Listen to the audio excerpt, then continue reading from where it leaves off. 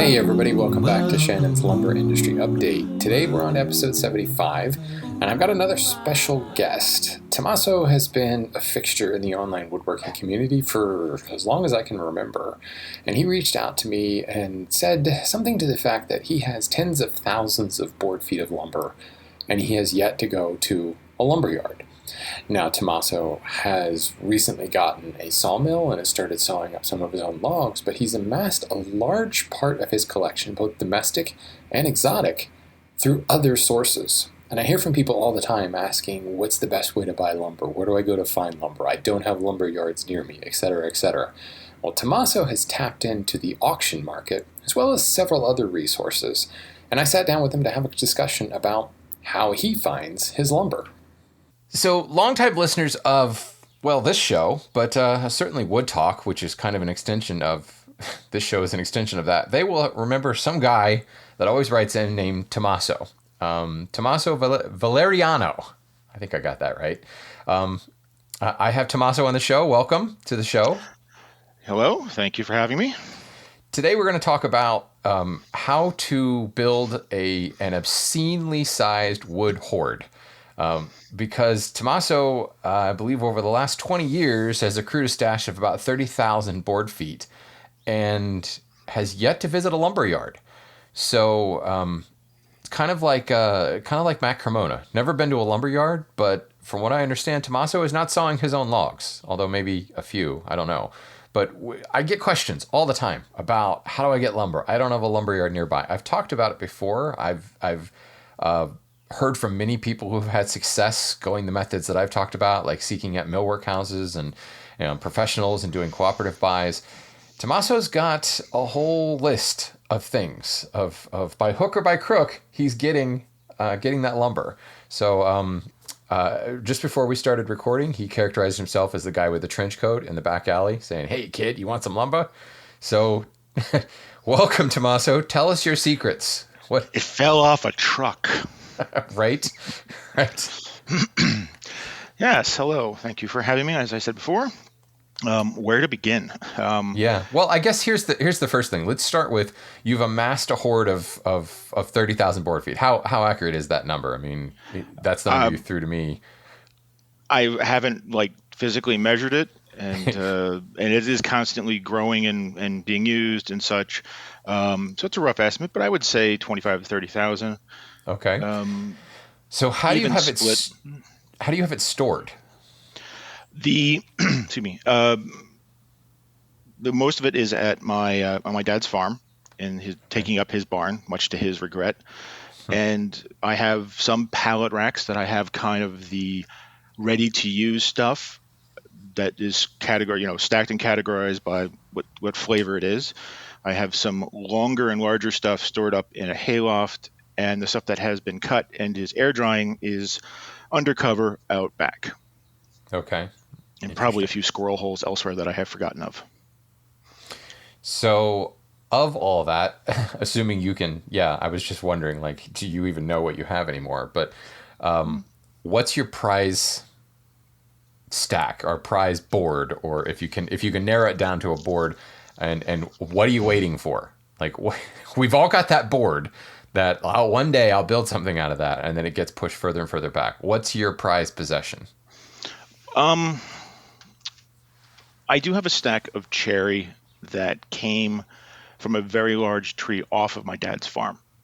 And that one I tend to reserve for cabinetry in my house because there is a sentimental value. Yeah.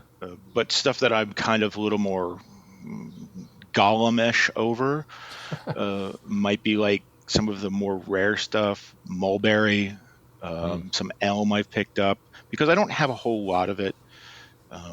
Recently pulled some boards out and was working and discovered they were sassafras. And I was like, I have more sassafras than I thought. And this is really pretty. So it is kind of the joke is the rarest wood in my collection and shop is pine. Yeah. Because, it usually goes for the most money, and I don't use it a whole lot except for structural. Right. Yeah. No, that makes perfect sense. Or pine, as we call it in my shop. Pine. Very nice. Yeah. A fine pine. and some cherry. So it's interesting. So is it, well, how do I phrase this? I guess it's pretty much all domestic lumber. You don't have any exotics in there, do you? I do have a secret stash of some exotics, a big hunk of Purple Heart, some zebra wood, a couple planks of, I believe, Brazilian cherry, Okay. that deep red rosewood or Brazilian cherry. I don't know enough about exotics, but I've got that small little collection I picked up, which maybe we'll come back around to how I got it. Okay. But yeah, that one I do reserve because, like, do I have enough of it, and what do I want to use it for? Because I don't have a renewable source of it, Right. Yeah. So except for a lumberyard, of course. Which yeah, sure. Well, and I bring that up because when you look at like a lot of the traditional online routes from the more established places like Bell Forest to things like eBay, there tend to be a fair amount of exotics in like smaller pieces. Think of like the turning blanks, the pool cue blanks, or like knife scales, of course, the pen blank type thing, or what you might refer to as micro lumber, and that gets kind of bantered around the internet a fair bit. But the true like getting into the domestic stash, in my experience, I have had very little luck through e-commerce type platforms, unless of course you're going directly to like a lumber yard, Cookwoods or Bell Forest or somebody like that. Through the like independent sources, through like Craigslist or Facebook Marketplace or eBay or whatever, they tend to be kind of exotic heavy, and they tend to be more on the micro lumber or craft lumber type stuff. Well, that would make sense in that, shipping 1,000 board feet versus I need 3 pieces of epay for some crafting project, and it's a scrap leftover. It's, lower overhead for the shipper. They can solve the small bits. It's easier to put it in a simple box and send it versus, well, I drive down whatever and buy 3 oak logs worth of lumber. That's not, UPS guy's going to really hate me if he has to haul that in. Yeah. I remember I ran a small e-commerce arm of McIlvaine Lumber called Hardwood to Go.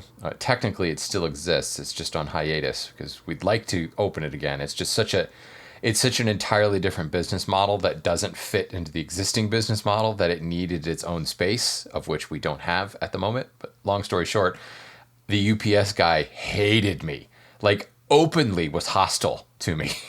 It just every day the pickup would come at 4:30 and there would be like 50 packages waiting for him out in front of the building, and not one of them weighed less than like 20 pounds. He's just like, I hate you. You suck. It's just, yeah. And I think I broke several UPS guys because it was like the route you didn't want to have, or like the punishment route. So I kept going through UPS guys every day. There's a new UPS guy. What'd you do to get here? Oh, I told the boss to go. Yeah, I told the boss to suck it. Now I'm running this route. Oh, congratulations. Here's 50 board feet, and here's another 50 board feet. And can you hang on a second? I got 100 board feet coming your way. Yeah, it's the McIlvaine hazing ritual. Yeah, pretty much. But I think the Bell Forest model, where you can get the wood already sized and surfaced, really lends to that whole e-commerce version. I'm not ordering building supplies and having UPS delivered for the most part, unless it's small amounts. I need 3 pallets of cinder blocks. Well, the UPS guy's not going to bring that. I got to order it local. Yeah.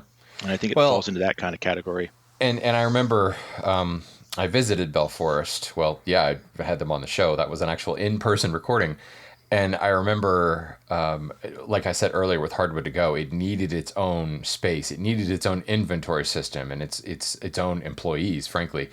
And going to Bell Forest and seeing, it's like a freaking library. Like, it is so organized. The inventory is down to the stick. And watching how things flow in and flow out, flow in like I would see it at the lumberyard where I work, flowing in on pallets and large trucks and things like that, processing it, milling it into S4S material, in some instances cutting it down to shippable lengths, and then going on the shelves and like walking through the shelves. It reminds me of walking through the stacks of a library. It was amazing. The amount of work that it went in to get that organizational system so that it is an efficient way to actually pull material or manage your online inventory was truly eye opening. I Yeah, know it's we pretty said cool. that I've never been to a lumber yard, but if Belforest counts, I have. I recently, a year or so ago, ordered a random assortment of blanks. I said I've got some knives, I need handles, and they sent me a mystery box of miscellaneous pieces, and almost every single one of them was the right dimension, Yeah, which I thought was amazing. Like they knew kind of what I needed and customized that order. yeah, yeah. I mean, they've got a full wood shop downstairs, and in many instances, it's kind of like as hobby woodworkers, we have to be really agile, and you can't really have dedicated setups in your shop because it's rare that you're building the same thing twice. But when you truly specialize and you're going to be producing like four different things, you can get hyper specialized with your machinery. Brian Boggs, the Boggs shops are a good example of just the crazy router jigs that he's come up with, because he always makes these compound tenons on bent forms and things like that. So he's been able to invent, in some instances, highly specialized tooling to do a very specialized thing. Bell Forest is very much the same way, just specialized is specific sizing. So they have like a permanent stop set on one chop saw that they know all their pool cue blanks, because they do a lot of pool cue. That's actually kind of where they got started, because bird's eye is really popular. Bird's eye maple super popular in pool cue blanks. Well, there's a lot of it in the Upper Peninsula of Michigan, so they have like a station that all day long just batches out pool cue lengths, and they have like a planer set up that essentially has a detent, a stop on it, set to make pull cue blanks. So you run it through one side, rotate it 90 degrees, run it through again, and then go over to the chop saw and you chop it down, and now you've got 6 pull cue blanks. I would assume they have the same thing with something like pen blanks and knife scales and things like that, because they've gotten to the point where here's a market and we're selling a lot for it. It's really kind of cool to see that production side of things downstairs in the bowels of Bell Forest. It was kind of neat. Do I detect a little bit of power tool envy? It is funny. I really have no desire to have them in my own shop, but it is really cool to see an efficiently run millwork house or lumberyard or something like that, and the automation and things that can come up from that in order to produce just massive amounts of whatever it is, flooring or Consistency. siding. Yeah, exactly.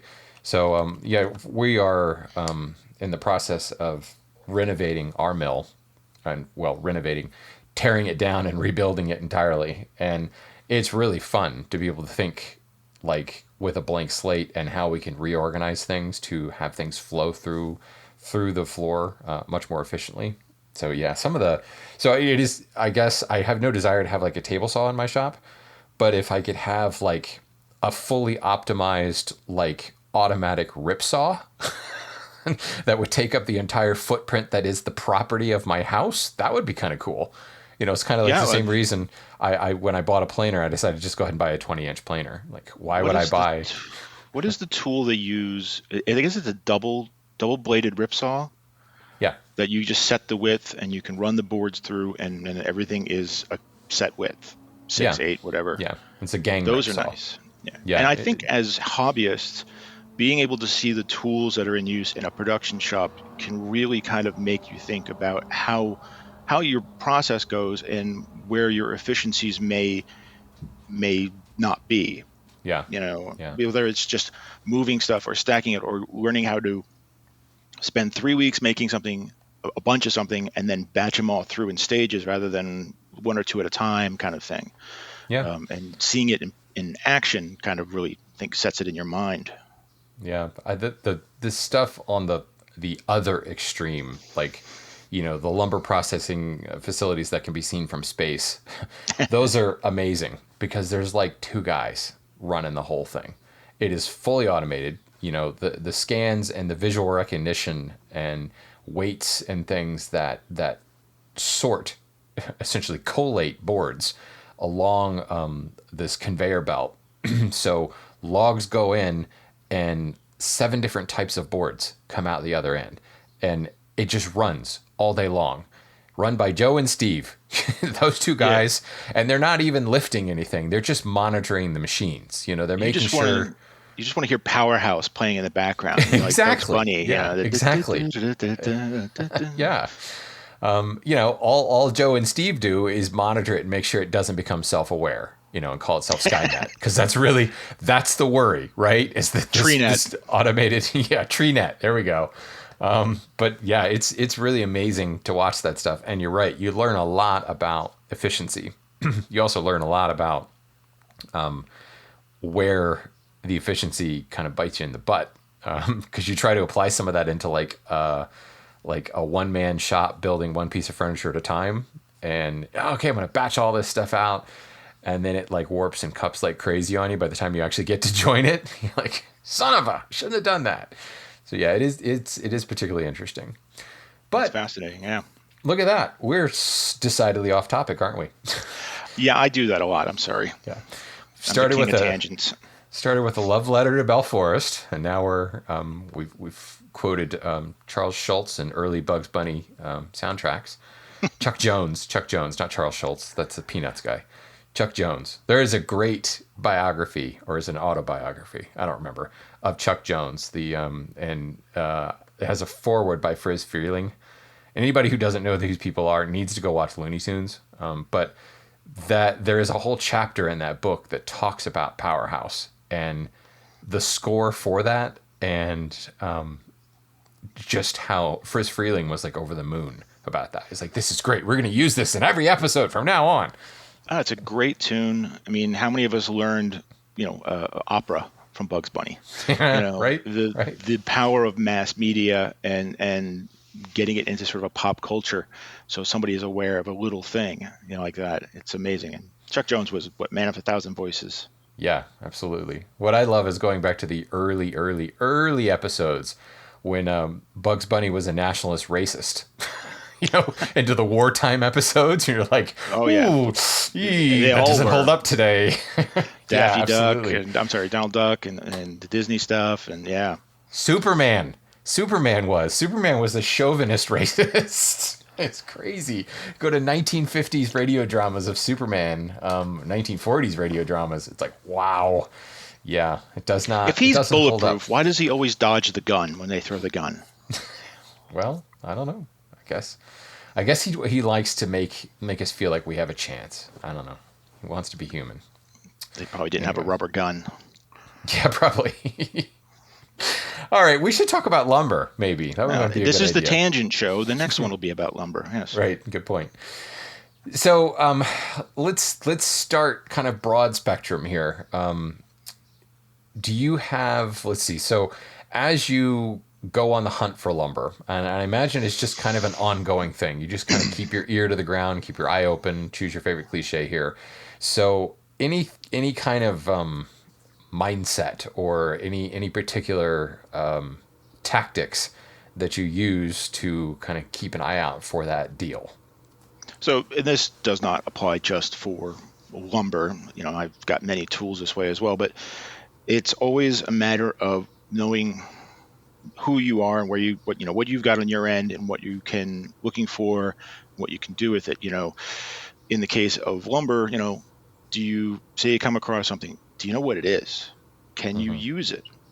Can you haul it? I mean, is it 12 by 12, 15 foot long? Is that going to fit in your Prius? Can you store it? Do you know somebody who can use it? Can you dry it if it's wet? Do you have friends that you can call upon who are fellow woodworkers or fellow appreciators that you can bring into this? And are you okay just sort of walking away? As you said in one of your previous episodes, I think it's the last 2 you even said it, driving down 95 and there's all those logs on the side of the road and you just like, I should come back with a trailer after dark. Maybe Yeah. maybe help myself there. And that's, what, maybe that's not such a good idea. Because not just because I can't load it in the car myself, or truck myself. Tommaso does not represent the views of the Lumber Update podcast. Oh, you're saying we should stop? I'm just saying, let's not encourage people to break the law and go into these roadside things, because I guarantee you that's probably illegal. I'm not exactly sure. It most certainly is, if for no other reason that you are illegally stopped. Yeah, good point. You're out of your car on a highway. Bad idea. But the idea of, like you said, keeping your eyes open and assessing it as you're going past. Hey, the neighbor took down their big cherry tree. Well, maybe I should stop by and ask if I can buy the log. Or what they're going to do with it. Maybe even if I help cut it up for firewood, they'll let me have some of the bigger sections. What am I willing to offer in exchange? Going to a retail yard, lumber yard, whatever, is a perfectly viable option if, it works for you. If, you're guaranteed a certain quality, guaranteed a certain quantity. Are you willing to trade price for sweat? Are you willing to trade price for giving up a Saturday hunting it down? So there is a lot with that, and people skills come into it, personal skills, much like anything else in life. Who what how you can do it, that kind of stuff. I think it's important. You mentioned the ability to walk away, but kind of on that same vein, you need to recognize that it's not all going to work out. Like that sweat equity, to quote Habitat for Humanity, that's why lumber is expensive, right? There is a lot of labor that goes from log to board, and an enormous amount of waste. So depending on where you're getting into the game and who you're buying from and what condition you're buying it in, you kind of can't afford to be too precious with it, because it's not all going to turn into usable lumber. You're going to have to burn some of it. You're going to have to get, you're not going to be able to use it all. And hanging onto it, it's not going to do anybody any good.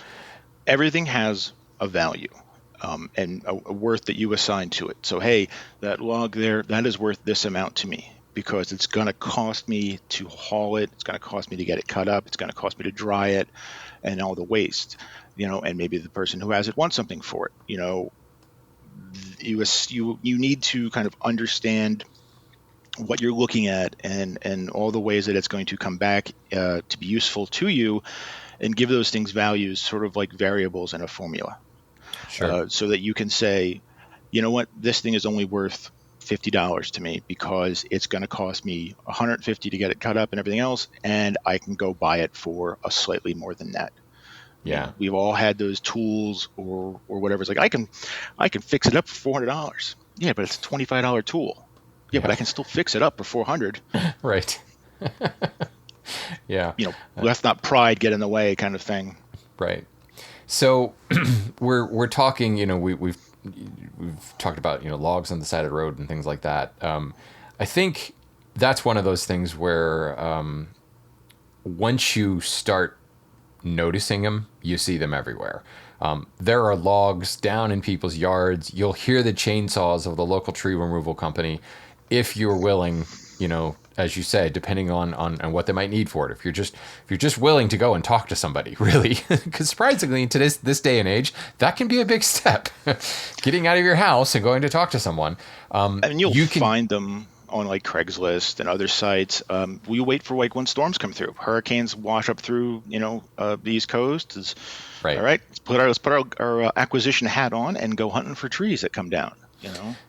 So I think it's well established that it's pretty easy to find logs. Do you have a sawmill? We do.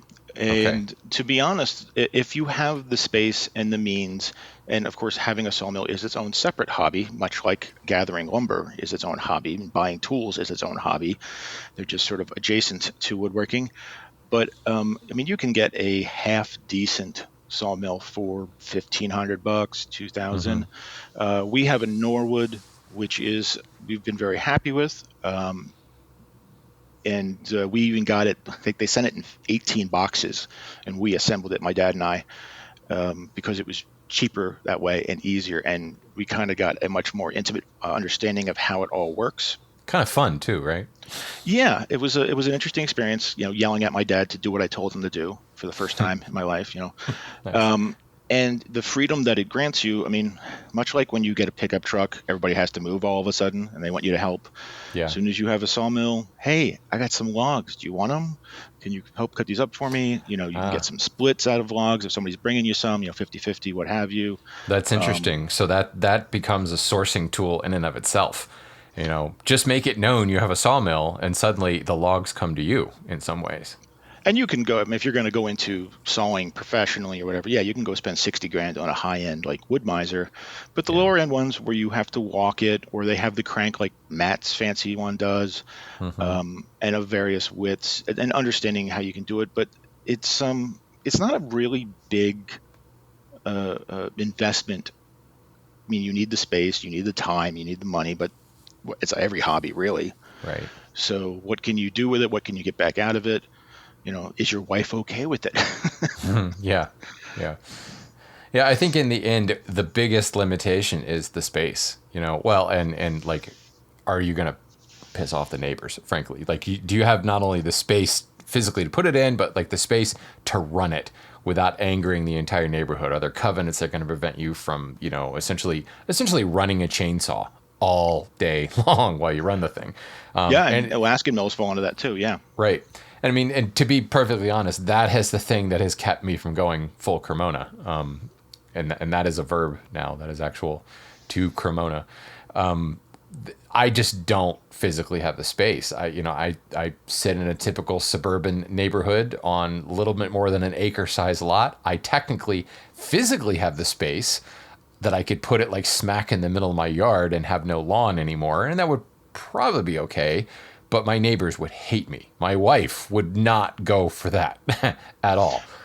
You need to have that. But once you have that, you're right. Like I've seen brand new sawmills, like on the ground type sawmills. You're right, $1,500. And then there's a whole used market for that as well.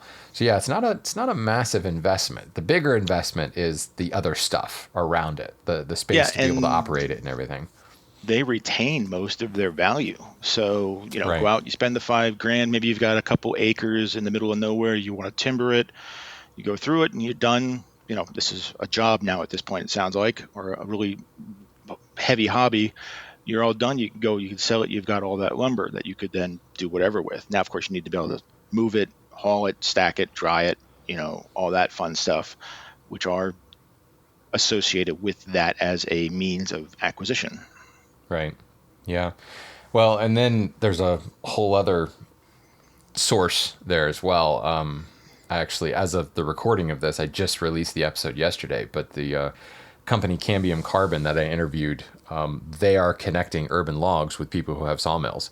So, I mean, you can essentially talk to that particular company and say, I have a sawmill, and kind of register yourself with them as I am here. Here's my zip code. I have a sawmill. Yes, I'd be open to taking logs. And then there is a company that's actually buying logs from cities and then, selling them to sawmill owners. So and I bring that up because it's kind of a new business model. It's not a new business model, obviously, to buy logs and sell them, but a new source, a repurposing of a waste stream that for sawmill owners can start to tap into and use that as It's a well. legitimate middleman. Instead of Exactly. me pulling Yeah. off to the side of the road and asking the local maintenance guys, local county guys, if like I gotta have those logs, and they're like, "Oh, you gotta talk to a supervisor," Right. or the tree guys coming through, and then you trying to bribe them to drop the logs off on your house and on your yard.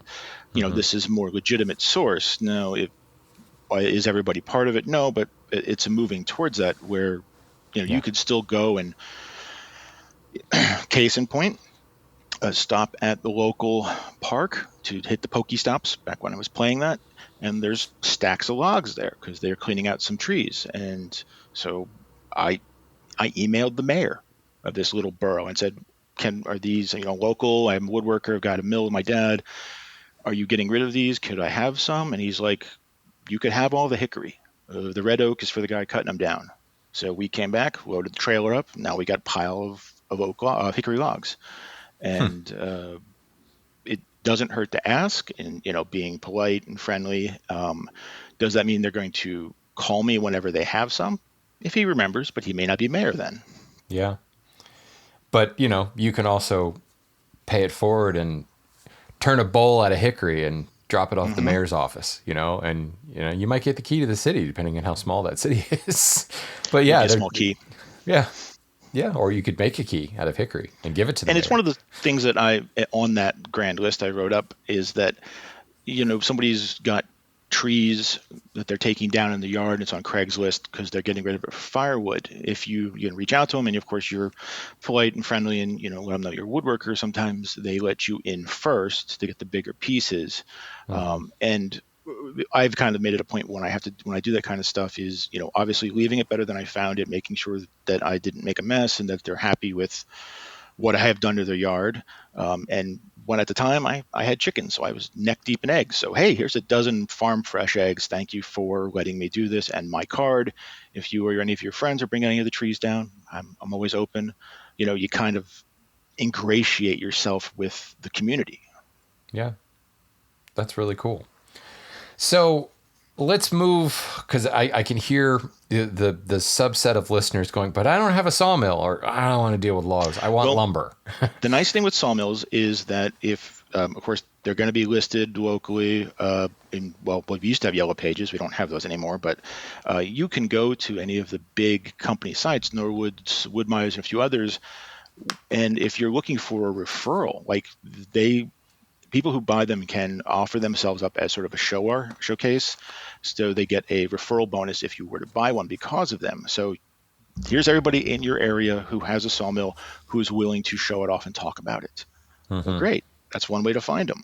Yeah. Sometimes They're probably it's also willing to saw logs. Yeah. I got this log I brought with. Could you cut it up and show me how this works for free? Yeah. Yeah, nice. But you can always keep an eye out. And if you're talking to other woodworkers in the area, or you're seeing people with logs down and then the log's gone, you could always ask maybe that somebody you don't know about has one or something. Sure. It's all about being kind of aware of your environment. Right.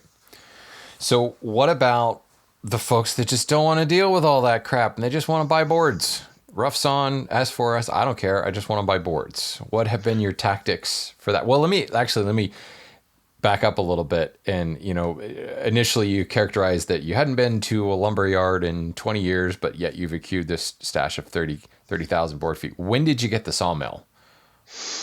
12,000 board feet ago.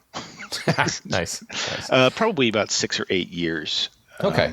So that was kind of what I was thinking in the back of my mind. So there was a substantial amount of time. Now I'm pretty sure now that you have a sawmill, your primary tactic is look for logs, because there's a little bit more of that sense of ownership in that journey that you've started with the log. If it were me, that would be my primary focus as well. But obviously there was a large time there where you weren't buying logs, you were looking for boards. Well, as I said, there's a value in the worth. And, Yeah. When you have a stash, it's like, oh, there's a pile of oak boards. You know what? I got more than enough oak boards.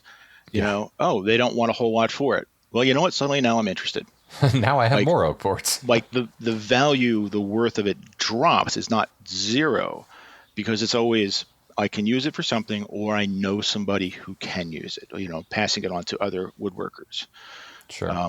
So yeah, we cut a lot. And really when I'm out looking, you just can't get rid of the Pennsylvania Dutch salvager, the scavenger. I still slow down when I see dumpsters, because it's like, ooh, what's in there? Not that I advocate that, because it is illegal, but the idea of, it's trash day. What if people are throwing out? Oh, I could use the top off of that table, or those are really nice legs. I could use them for something. You never kind of get rid of that. But to your question, the main place that I have found most of my lumber is auctions, which I know a great many of the listeners, know about, and have some of them hit them because we have discussed them on the various groups and such. And there are many resources online for finding local ones, usually by zip code and category. Mm-hmm. as well as, I mean, you'll see the signs in your neighborhood, but a lot of them, especially during COVID times, have started offering online versions. They'll do a webcast for their auction, or they'll just do an online, you've got 15 days to bid, and then it closes with, at a certain time. Right. Tends to be more towards tools, but sometimes you'll see lumber. Well, that was going to be my next question. Any particular tips for, like, I mean, yeah, you're right. You can find auctions. Just go to Google and say, auctions near me. It will autocomplete for you, I guarantee you, and you'll find lots of things. Punching in your zip code. Have you been able to kind of figure out? Yeah, that's not one I'm interested in, or ooh, here's one. And specifically when we're looking for lumber, any kind of buzzwords or this makes you sit up and listen when you see this type of auction. So I use Auction Zip. It's not a paid promotion, because it does tend to dump a lot of them into that, and it's important. So say you search for lumber, and what's coming up? Is it a building supply auction? Is it a slab auction, like this guy was a slab buyer and he's selling off his stock, or a woodworker who passed away, versus just a regular estate like a farm sale or something? Because each of those is going to tell you the type of other buyers that are going to be there. Mm-hmm. If I go to a slab auction, it's going to be woodworkers and people who deal with slabs. If it's a building supply, well, you're going to have more contractors. So your Pine will go for a lot more, versus if there's a pile of walnut mixed in, that might go for dirt cheap. Yeah. If it's a woodworker's estate, maybe the woodworker has retired and he's selling off. Unfortunately, usually they pass, and it's the wife or the family selling off the stuff. And yeah, there'll be other woodworkers there, but they may be looking more at the tools. Yeah. And so you got like a fairly good shot of decent wood if you play it correctly. And of your generic estate sale, if it has lumber, I mean, I usually go through the pictures, because sometimes stuff isn't listed and you can see it in the pictures in the background. Right. Like, get a little CSI on that. And if it's not in the list, people aren't going to be going there looking specifically for it. So sometimes you can snag a deal that way. Right. I have a couple like local fishing holes that I've hit and I've done pretty well with. It kind of depends. Sure. But these are ones that these are in-person ones for the most part, and which is good because you want to, look through the piles, look to see if there's imperfections. As I said, what is it? Can you identify it? Because it's labeled as maple. Yeah, but is it hard or soft? Mm-hmm. This is oak. No, this is sassafras. It kind of looks Yeah. similar. Can you use it? Because it's 150 board feet. I need 35. I'm not paying for the whole thing. Yeah. Or it's 150 board feet, but it's in 1 inch wide strips. Right. Yeah. Which, yes, we all know you can glue it back together, but again, there is a cost associated with that. What can you build that's going to end up looking like a bowling alley floor, in other words? Right. It's a 10 by 10 timber. Well, I could just cut it apart. You could. Yeah. And of course, given the value of that. And then, as I say, when you're there and, if there's multiple piles out, kind of watching your crowd around you, what are people paying the most attention to? Is it the same 6 guys checking out these piles? Like, okay, maybe they really want that walnut, because you can kind of see what's drawing the people. Usually in the auctions, they start at one end and they work their way back and forth, like mowing the grass. Well, if the thing you want is at the very beginning, it'll probably go for a fair amount. If it's at the very end, they might pay you to take it away. Yeah. Everybody else is left. Is it raining? Do people staying home because the weather's lousy or it's cold? Are there 3 other auctions within 30 miles that people might be drawn away towards? These are all kind of parts of the variables. And of course, paying attention to the auctioneer when it comes up to these lots. I'm going to presume it's a he. Who are they looking at? Who is he eyeing up as his bidders that he knows are going to bid? How is he selling it's a pile, it's 4 piles of 10 boards of walnut. Is he selling the whole lot? Is he selling it by the pile?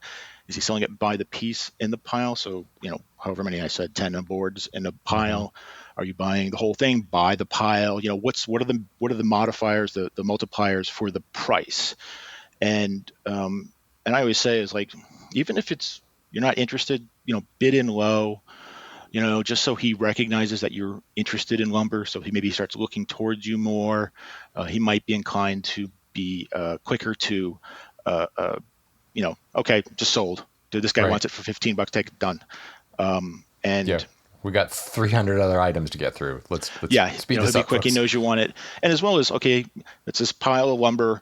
He'll start like super high, and then he'll cut it in half, and he'll keep cutting it down until people start nibbling. It never fails. He'll get really low, and then 15 guys throw up their hands, and now suddenly the price is shot up because he just takes all their bids. So seeing where that is, and it's like, okay, everybody starts bidding around $20 on this pile. You know what? I'm going to jump in at like 40 and kind of scare the rest away, like kind of assert my dominance over the other bidders, which not the way you normally would, which we're not allowed to do either. And kind of hold your own, but also, like I said, no one wanted to, like, you know what, I don't need it that bad. I'll let this guy have it, or if this guy's buying the whole pile, the whole lot, and then afterwards you're like, dude, can I buy like 3 boards off you? I'll give you a couple bucks or whatever you want for them. Sometimes they let you, and of course returning the favor if you bought the whole pile. It's actually a pretty interesting tactic. Like, show up to the auction not planning to bid on anything, but do a little deal after the fact. That's actually, I imagine that could be pretty effective, especially if you're only looking for 2 or 3 boards or something like that. I went to this one last summer. It was like, all I want is the pallet racking. I don't care about the lumber on it because I got enough lumber. And as they're selling it, and the auctioneer, and it was near the end of the day, he gets to him and he's selling, and this is a 9-foot wide shelf, 3-foot high or whatever, pallet racking, and he's selling a shelf full of wood. And the guys are picking and choosing this guy because it's got a couple boards of mahogany, so that one goes for a lot. And they're going for this, and they're back and forth.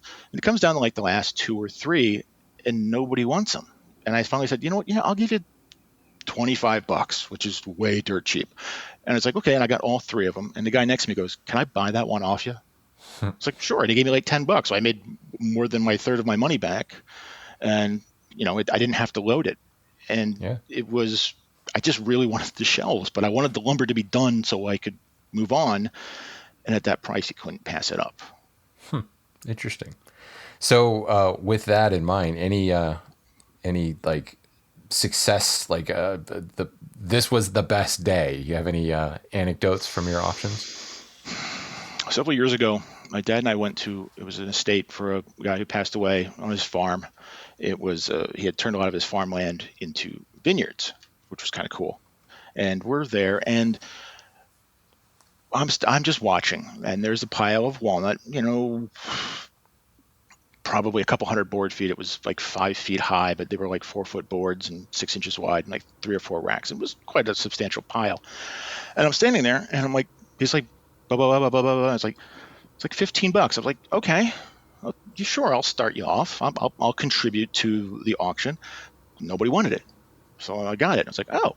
And then there was another pile, and another pile, and then another pile, and then there was a pile of pine. And that went for like several $100s. And then there was another pile of walnut. Nobody else wanted. And I bid on that, and I won it. And I hear a voice over the back of my shoulders. My dad says, if you buy any more walnut, I'm leaving you here. And so I stepped away, and then it moved to the lower part of this dairy barn, which was gorgeous.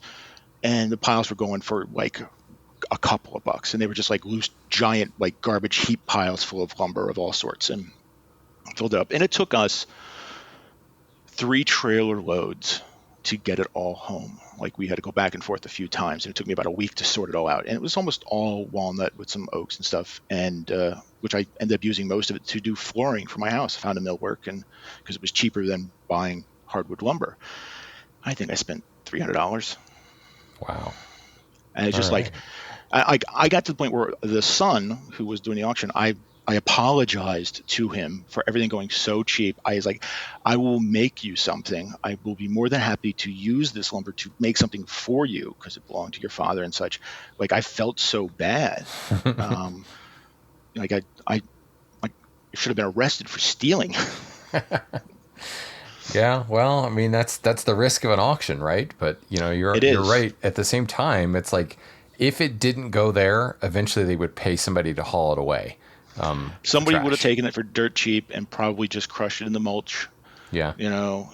And as a bit of a wood snob, I've been ones where I bid on it because I know the guy who wants it. He's talked about, like, this farmer kid wants this, again, walnut boards to use on his hay wagon. And I'm like, what? Like, I start shaking. I'm like, I will give you oak in exchange. Don't use it. Like, so there are times where it's like, you pay too much. You're like, I get caught up in the moment, and then it's like, well, okay, that was about double what I should have paid Yeah, for but you me. just brought up an interesting tactic. I mean, barter. I Yeah. mean, if you're there and you're all milling about and you're having a conversation and you find out that, granted, everybody kind of keeps their cards close to their vest because you're all potential competitors, right? But I mean, there's people of the same ilk kind of group together, and you start talking, you find out this guy's here looking for, I'm really looking for some pine, or I'm looking for some oak. In the back of your mind, you're thinking, my God, I've got more oak. I just need to get rid of some of my oak. And then you just say, well, hey, I've got some oak. So, maybe, yeah, you work out a little thing on the side, or you see what he bought and you go out to him after the fact and say, hey, I know you're looking for oak. I got some. Yeah, that's actually, what's the expression? You got to spend money to make money. You got to have lumber to make lumber, right? So Yeah. that in And and of it's, itself. I mean, technically collusion is a crime in the sense of, like, well, I'm not going to bid on it so you can get it, but you don't have to vocalize that. You could just be like, Right. well, this guy seems interested, so I'm just going to wait. And because, he and I kind of have a relationship now. We've chatted, maybe we talked about the wood, or he's wearing a jacket that has his company name on it. So we're talking about that. But it's also at the same time as, like, just the environment around you, in that, well, the neighbor across the street has these trees, or he's a farmer or something, and he's, hey, you need some boards for your hay wagon, as the example, and you're bringing down these oak, I'll trade you, or whatever. So it's, that the bartering and the wheeling and dealing, Mm-hmm. as I'm sure Mark would put it. Very nice. So let's move away from auctions a little bit. I think we've beat that one. That's a really good source, and I'm glad you brought it up because I personally have not done that. It can be very imposing. It can be very scary. You're like, oh my God, I just bought this. How am I getting this home? Right. And at the same time, it can be like you've just won the race. Like, Yeah. you found the secret, or you just wasted a day. Yeah. It's hit or miss sometimes. Very true. So, what other avenues have you discovered outside of? So we talked about buying logs and logs. auction. Yeah. And as I said, everybody knows that you're a woodworker. They want you to make something, but you can tell them, goes, look, this is what wood costs. So if you see logs coming down, or you see people selling boards, or you've got friends, that's the exchange. If you want from me, I want from you. It's not extorting. This is what I need to make these things, and if you're not going to pay me for the raw material, maybe you can provide me some version of it. Mm-hmm. And usually it comes through as like, hey, I've got these logs, can you do, because I don't want to bring a guy in because it's not enough for them to be worth the cost. But we'll throw them on a trailer, bring them up, and then swap out, make something, percentage kind of deal. And as we said, all about making friends with the local tree removal guys. Hey, you got a firewood guy, and look, a cord of firewood is like 1,500 board feet, something like that. And that sounds right. So what's a cord of firewood cost you? I don't even know if you burn wood. You probably don't in your little Honestly, suburban area. I haven't bought firewood in years because I had a red oak tree taken down, an enormous red oak tree taken down on my property, and I'm still working my way through that. So I couldn't even tell you. I haven't bought firewood in probably 10 years. I think it's about $195 or $200 up here, but if it's $300, that's like 20 cents a board foot. So if you go to the firewood guy, like, hey, you got a nice oak log, I'll pay you per foot, because he'll make more money selling the log to you than splitting it, bucking it and splitting it and drying it at 20 cents a board foot. You'll pay him $20 for a log. Yeah. That's a way, and then he can keep an eye on, set that stuff aside from you. Maybe if it's like, hey, look, I'll come up and help once a month, or once, every couple of weeks, and I'll trade my sweat equity for preferential treatment. There are sites like Chip Drop, which I think you had mentioned, where you can request them to dump off wood chips or logs. If the local Mm-hmm. tree guys are working and they just want a place to dump off, you can do that. I mean, like I said, anytime I see them, I stop by and ask them,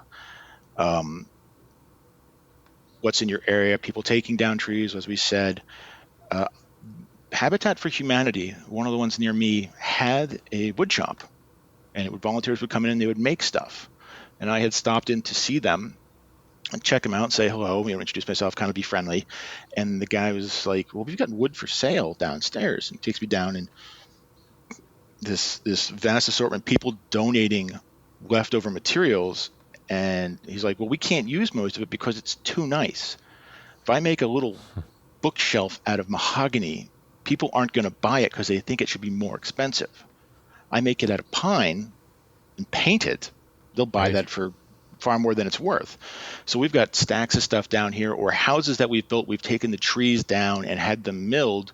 And so that cost me, I gave a donation that was a reasonable exchange of, I got some like maple slabs, which they're big and heavy. I use them every now and again, but that was an exchange of obviously currency. But Habitat had a lot, and I never knew they had a sawmill or a workshop Mm-hmm. before that point. Yeah, and I You think know, that's pretty common actually. I've run into that as well, where they have an actual wood shop. It was kind of, I don't know whether it was a Habitat wide initiative, but certainly they're known for building homes. Volunteers come in and build homes, and they found that intimidated some people. Hey, I really want to help, but I don't know anything about building homes. And it was another outlet for volunteers, because Habitat for Humanity is actually turning away volunteers. There's lots of people interested, and they just don't have enough work for the number of people. So they were saying, well, what else could we do with these people? yeah, and you need something to go in the house. Yeah, yeah, and it was a whole other product stream for them. So I think it's actually more common than not that your local Habitat for Humanity will have some sort of workshop to do whatever they do with it. I had not thought about that, but yeah, they're salvaging stuff at the same time. It's Yeah, interesting. salvage is a big one. They're doing power pole replacements, so the big, two or three poles together for the big long runs around here. And obviously, you don't want to use telephone poles because they're all kinds of nastiness. But we asked them for what they dropped, and the cross members, some of them are fir, like an 8x8 of fir, like 6-7 feet long. Right. Now it's heavily weathered on the outer 3/4 of an inch, but it's gorgeous quarter sawn, or well, it's half a tree, so it's quarter sawn on two sides. Um, Timbers, okay, and Wow. that most of your bandsaws in your shops, unless you have a really small one, you could probably trim that down or find some way to do it with the table saw and such. So they were just throwing it away. Hmm. There are places, like there are ways of doing it. Like this is where the scavenger comes in. You know, like I said, oh, they're throwing that table away. Well, those leaves are red oak, or you just see the leaves out front because they got rid of the table 10 years ago and they finally cleaning out. Right. And the leaves are in the attic somewhere. Yeah. Yeah. Or you go to a farmer market or yard sales, and there's leftover bits of flooring, pieces like that you can, even if it's small because you're doing small things, and on small things, if you're making small boxes, firewood lengths can be used, Sure. because you're only going to need 12 inches or 14 inches, and standard firewood is 16 or 18. So if you're willing to do some work, if you're willing to kind of be creative and clever, you can kind of find stuff that way. Even if you do find a sawmill guy around you and you're like, look, I want some boards. I ain't got no logs. Like, but if I come along with you and I help you, can we like work out some sort of, you hook me up kind of deal? Right. Or you got other woodworkers that, you can go in, like you said, group buy. I'm thinking like group labor. Um, Maybe there's properties, like I said, what's around your office. My old office had giant red oak trees. As soon as one of them fell, all of the neighbors descended with chainsaws, like they were cutting up like vultures cutting up a corpse. I was trying to get the logs out. They took all the firewood. I have this vision in my head of just this flock of chainsaw wielding hooligans descending on a tree, bunch of dust in the air, and then when the dust clears, there's nothing left. And if you've got, we make fun of pallets, people doing pallet stuff, but high-end pallets, especially the ones that are coming from overseas, they tend to be made with higher end, what we would consider exotic or higher end woods. It's just funny to use that term higher end. Like, it's higher end to us. What's one man's trash is another man's treasure. Yeah, I have a 4x4 of Macassar ebony in my shed. That was dunnage. It was a block that lumber was set on when it was put on the ship to move across the ocean. And it is incredibly low grade Macassar. There's all kinds of sapwood in there, and there's some checking and there's some shaking. I mean, it is a piece of crap Macassar log board, but just listen to that sentence. It's still Macassar ebony.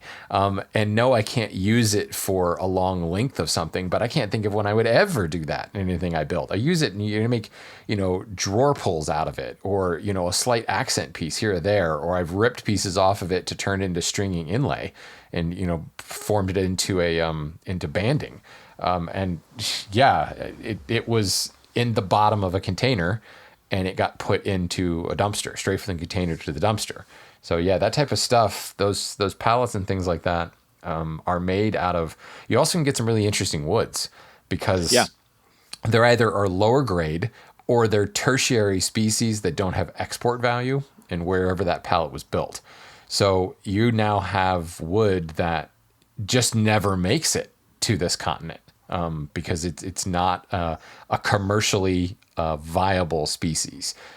It was in the way. There were 3 of these tiny little trees in the way of the big tree that was cut down for lumber, and these were taken down in order for access, and they were turned into pallet materials. Yeah, there's some interesting stuff. And we have discussed dumpsters and not going into them without permission. But if you have local wood manufacturers, cabinet shops, furniture makers, whatever, you can ask them. If you can go through their scraps. Sometimes you can find big pieces. I have gotten rejected kitchen cabinets from a cabinet shop because that's a big shop.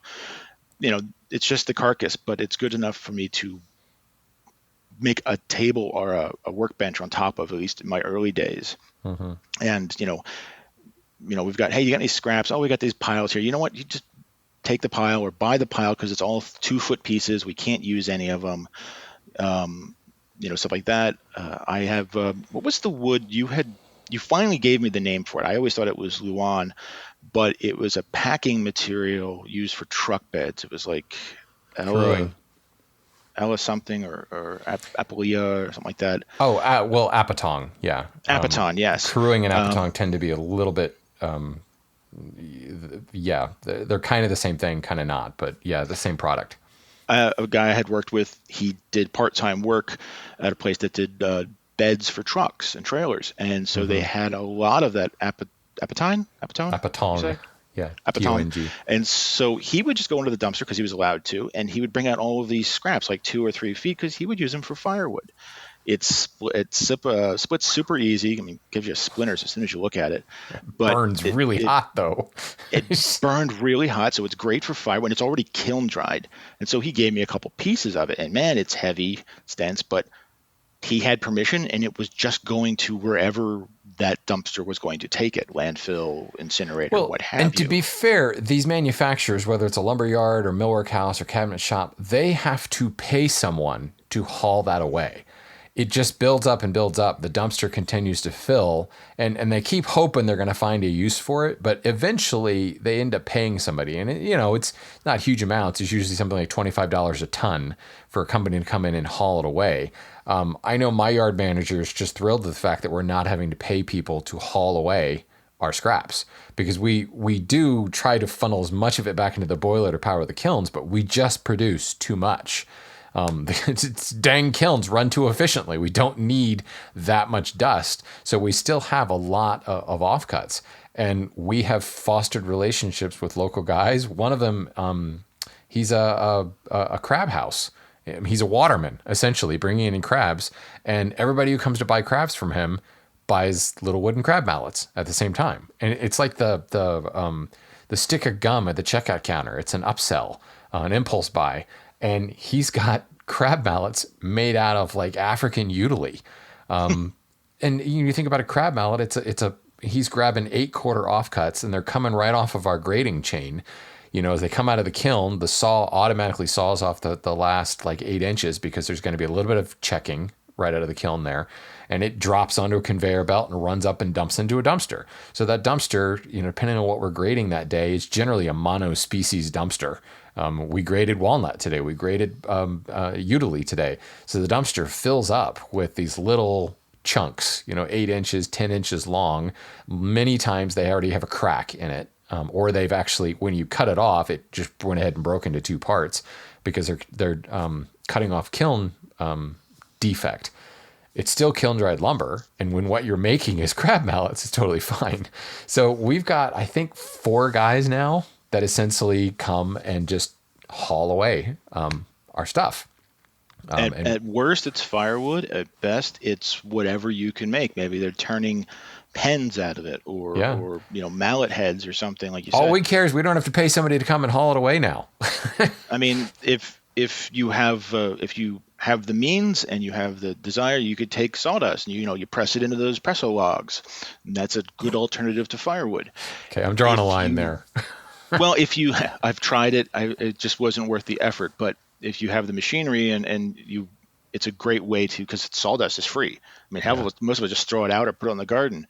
But as a way to use up that resource, you could get a sawdust burning stove too, which burns it loose. But as a way of, like, I can get this source for free. I mean, you can remember not that long ago where they had to start locking the containers of waste oil behind the restaurants, because people were taking it to make biodiesel. Yeah. I mean, because it was free fuel. It's free wood, it's free whatever. So can somebody use it and save us the cost? So sometimes you just have to talk to the people. Sometimes you kind of have to do a little sleuthing to figure out where stuff is, whether it is the salvage. Well, a church is getting rid of its pews. Well, you could use that wood. Or there's a construction site and they're taking stuff down. Maybe even the old 2x4s or whatever, if you can reuse them, that's the epitome of salvage. As long as it's with permission, as long as it's courteous and you can use it, or somebody who can, and you can get rid of or move it or store it or what have you. There's a lot of ways to find lumber. And I think the kind of underwriting theme to all of this is continue thinking about paying it forward. I'll go back to my example of the crab guy. We have a crab feast every year for the entire yard. He shows up with, I don't know how many bushels of steamed crabs, and the yard shuts down at lunch and everybody sits around and has crab, and that's provided by this crab house, because I guarantee he's making a huge profit off those little crab mallets, considering the source is free.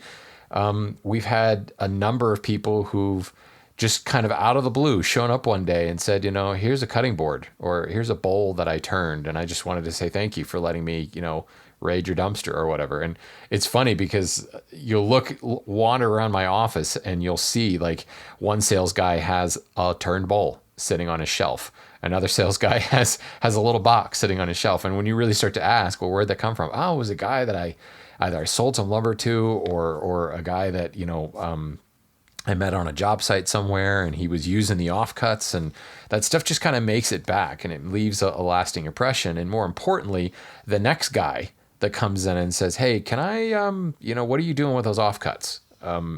The defenses don't immediately pop up. The person says, oh, what, are you a woodworker, or are you looking to use something for it? And it starts a conversation, and it starts to get people thinking about repurposing what they view as waste. Someone else might be able to use that. Now, with that greater awareness becomes the more Machiavellian among us, who will say, okay, now I can sell this for something. But even then, the price still ends up being substantially cheaper. I mean, if that person decides they're going to, be a profiteer on this, they're not going to last very long, because you're not going to be able to sell it for very much. The market just won't hold that. Yeah, some years ago, I was making period style chairs with which were a very long curve, like an X, but a curve in it. And part of the milling process, I had all these weird shaped cutoffs and barrels full. It's like, what am I going to do with these? And I've stumbled across somebody on Craigslist looking for weird cutoffs for a school program. Gave them all to her, and this was an art program for like 4, 5, 6, 8-year-old kids. They loved it because they could glue all these pieces together, which were just all these weird shapes, and make what they wanted to. It got to the point where like I started saving all of my cutoffs for her for this art program. The kids loved it. It was free, so she didn't have to pay anything except for the glue, and the kids adored it. And they had a lot of fun. It's like that's awesome. That's far better than burning it or whatever else. It's going not just to somebody who can use it, but a great creative cause. Yeah, no, that's really cool. That's interesting. Yeah, you know what? I think we can just say that's our theme here. We started talking about using it to acquire lumber, but I think probably one of the best ways to acquire lumber is to start giving away lumber. The conversations that starts, I don't know, maybe a bit of a radical stance there, but I think that ability to kind of pay it forward will help you start to build your lumber stash, and people will Now, start paying it back to you without asking anything in return. and How warm you and may you fuzzy. may you may tell me I'm crazy here, but which maybe you're right. But as a woodworker, I mean, there's very little that woodworkers do that other woodworkers can't do. I mean, you're limited maybe by experience or a tool or something. But Shannon's doing dovetails. I can do dovetails. Oh, Yeah. Mark's making this, or I can make it. Nothing is beyond the scope of another woodworker except it requires time and experience. So I've always been of the mindset is when you reach a certain investment in woodworking or any hobby, you're kind of obligated to start helping those who are just coming in. Whether it is maybe regifting your older tools down to them, letting them come into your shop and offering some experience, or maybe just to use that tool they don't have, to provide the encouragement and resources that they would need to help get to your level or beyond. Um, we are as a community tend to be a very uplifting one, helping each other, at least for the most part, to do what we want to do because we know that none of us are all that specifically unique. Right. No, I Does that get make what you're sense? saying. Yeah, that's So interesting. I found this wood. You need it? All right, this is what I paid for it. I'm not making a profit, but you can use it. Go for it. Or hey, we want to split this and or whatever. And that inner community is really important. Agreed. Very cool. All right, let's join hands, sing Kumbaya. It's kind of where we've come to, isn't it? Yeah. Well, Very I was going to say nice. I was going to grab the truck. I'll pick you up after dark, and we'll go hunting for lumber. Yeah. Awesome. Yeah. It's gonna be. We're gonna start a whole YouTube channel just on that, like lumber rating, under dark. It's all gonna be shot like point of view camera with night vision. It's gonna be awesome. It's gonna be great. Be like do the Blair Witch version. You'll never actually see the lumber. You'll just see us running to it and from it, Right. Lots of runny nose close up shots. It'll be great. Looking trying to forward to steal a that. log, and you see the police following the scrape trail all the way to Shannon's house. What logs? I don't know what you're talking about. I didn't have anything. No. Where'd all Yeah. this sawdust come from, sir? I bought it at the store. Yeah. Don't you buy your own sawdust? That is Okay. me.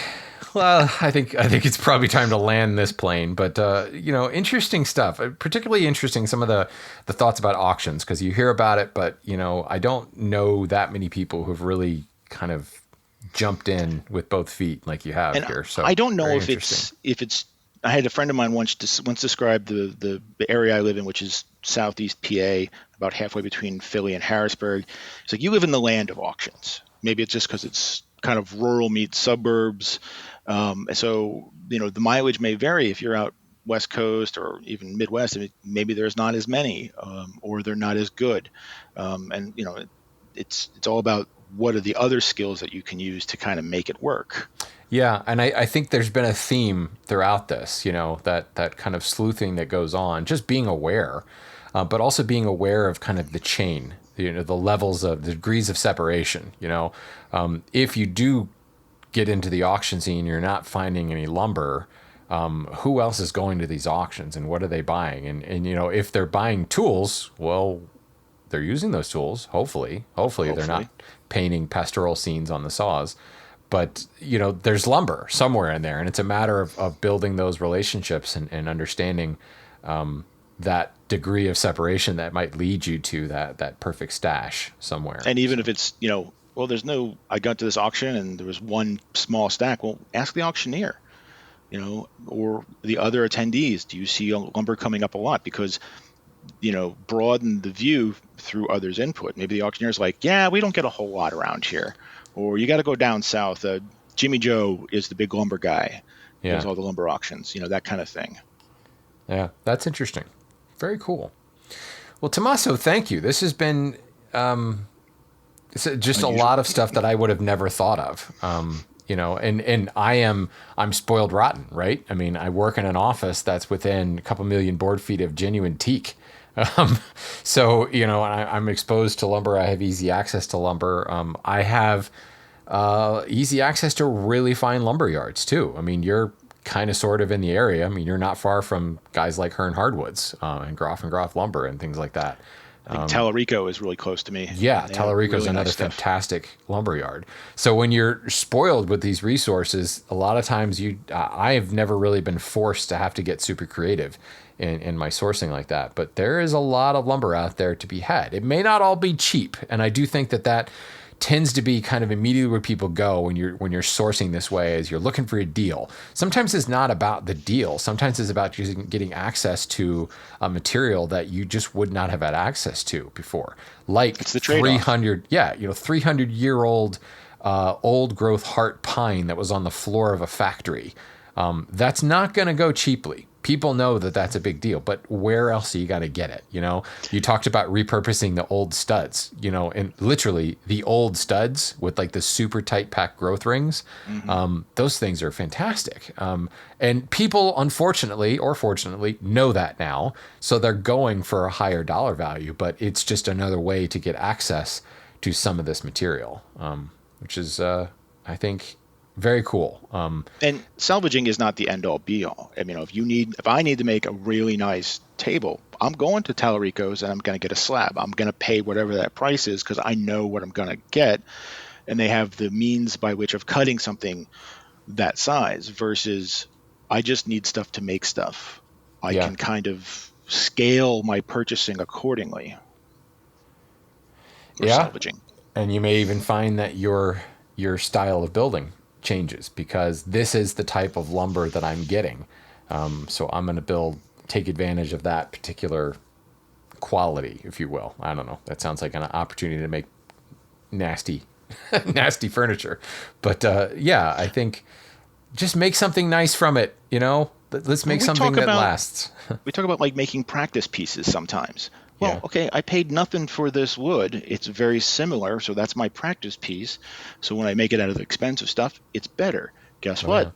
I have a spare one now that I can use in a shop or somewhere else. Yeah, no doubt. I got a pile of stuff in my shop that is small offcuts and things like that I've picked up from the yard.